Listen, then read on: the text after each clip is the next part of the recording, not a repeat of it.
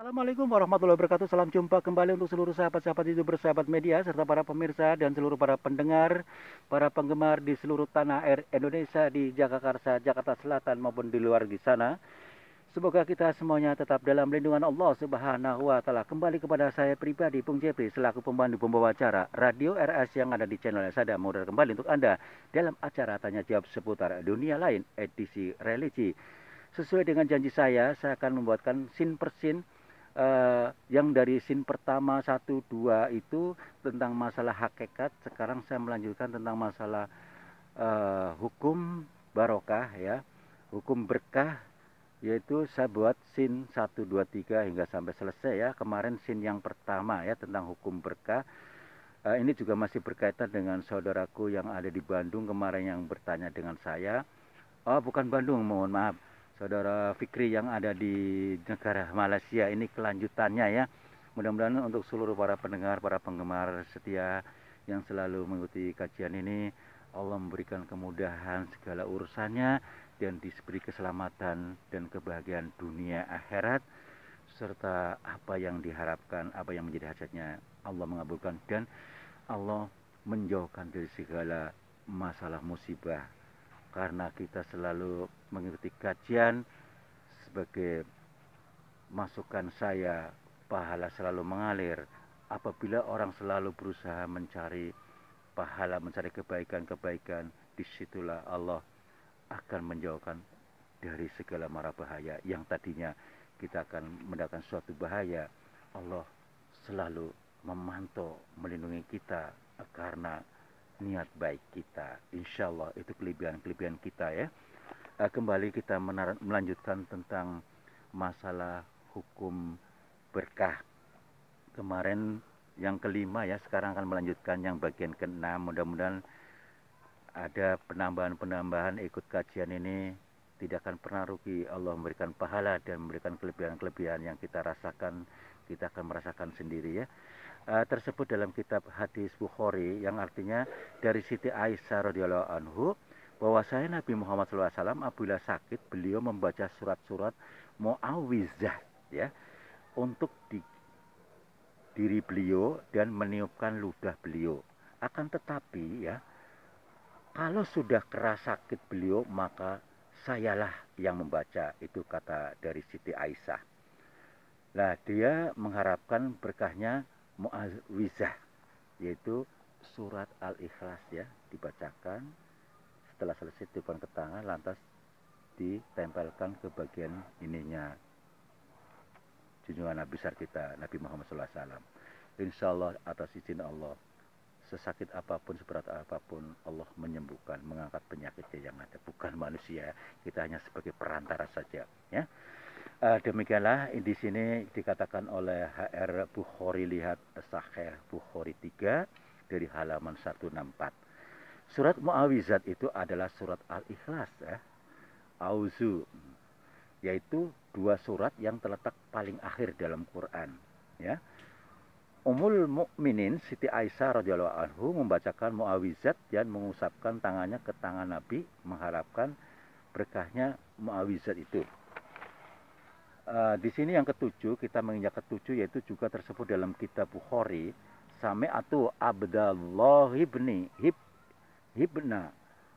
muhfali kola muhfal kola ra'aitu Rasulullah sallallahu alaihi wasallam yauma fatahi waqata wa huwa yaqra'u ala rahilaiti surat al-Fatah.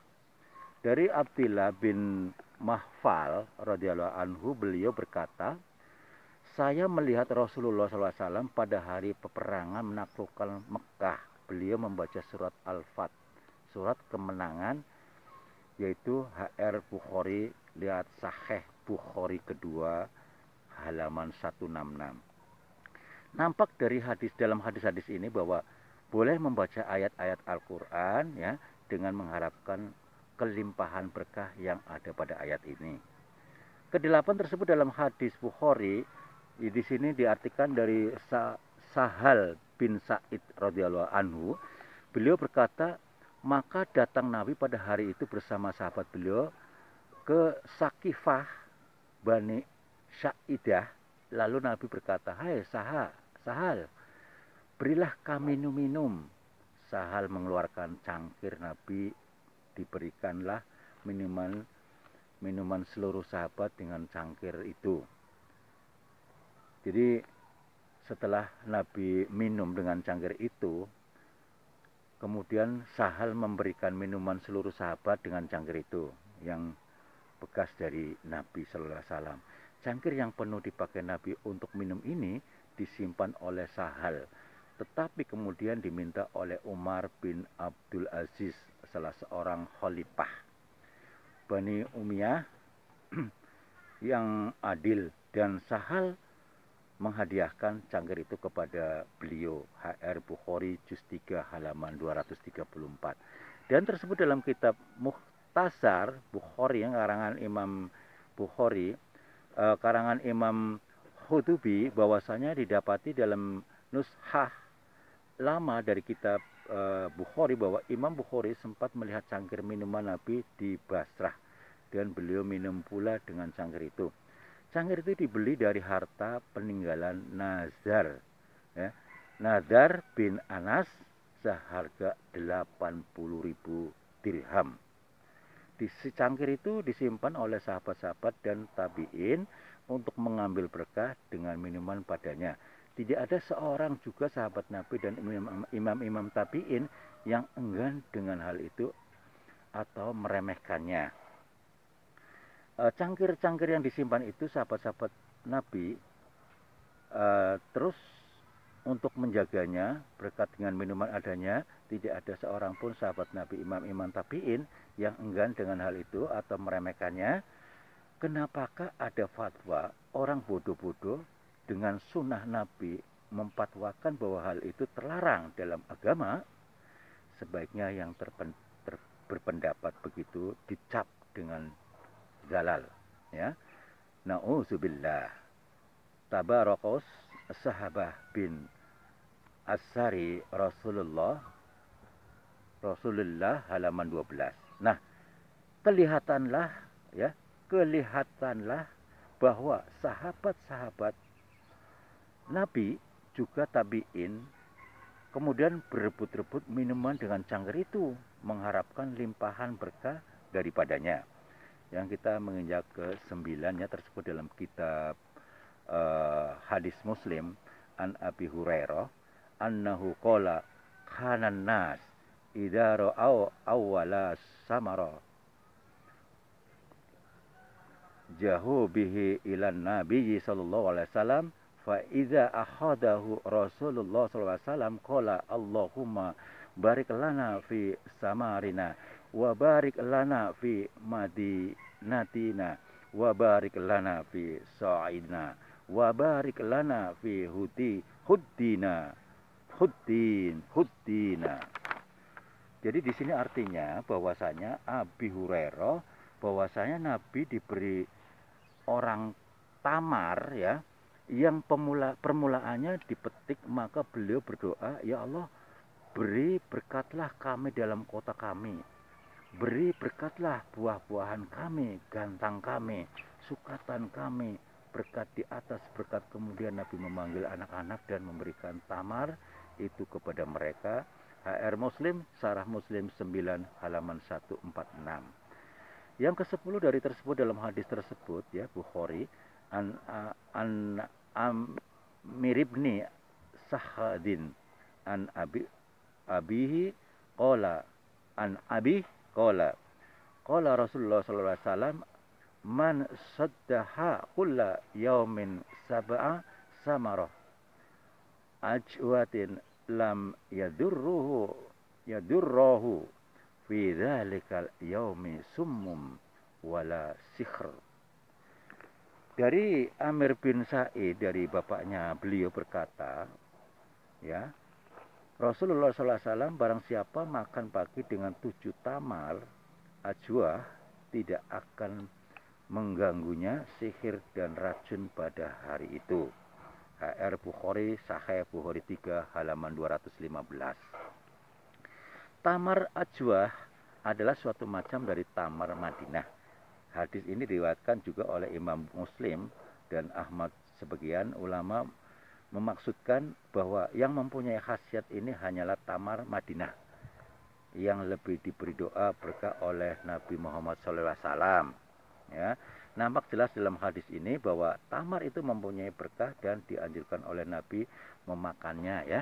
Jadi kita menginjak ke 11 ya, tersebut dalam hadis Bukhari. Di sini diartikan dari Abu Musa al Asy'ari radhiyallahu anhu, beliau berkata, adalah saya bersama Rasulullah SAW di Ji'rana, tempat antara Mekah dan Madinah, dan bersama Nabi dan juga Bilal radhiyallahu anhu. Ketika itu datang seorang Badui lalu berkata dengan kasar, "Kenapakah belum engkau bayarkan apa yang engkau janjikan kepada saya?" Nabi menjawab, tunggulah kabar suka. Ya, Badui itu menukas lagi, tunggulah, telah banyak sekali engkau mengatakan tunggulah. Maka Nabi memalingkan muka kepada Abu Musa. Dalam keadaan seperti itu, orang marah dan berkata, ia menolak kabar suka itu dan terima olehmu. Keduanya menjawab, baiklah ya Rasulullah. Kemudian Nabi meminta mangkok yang berisi air, lalu beliau membasuh tangan dan muka dan meludahi sedikit air itu. Kemudian Nabi berkata, minum olehmu air itu. Kemudian Nabi berkata, minumlah air ini, minum air ini, dan tuangkan pada muka dan lehermu.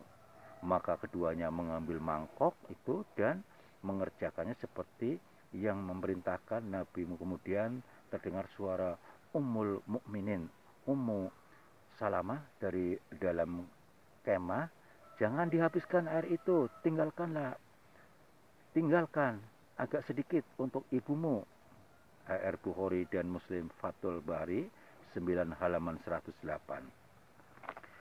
Saudara pendengar yang dimuliakan Allah Subhanahu wa taala, nanti kita lanjutkan di scene ketiga ya. Ini scene yang kedua tentang hukum barokah, berkah. Mudah-mudahan kita akan menambahkan wawasan tentang masalah hukum berkah ya. Ini kayaknya masih satu scene lagi, nanti ada penutupnya dan kesimpulannya biar kita memahami tentang kajian ini tentang hukum berkah, supaya yang ikut kajian terus supaya tidak ketinggalan.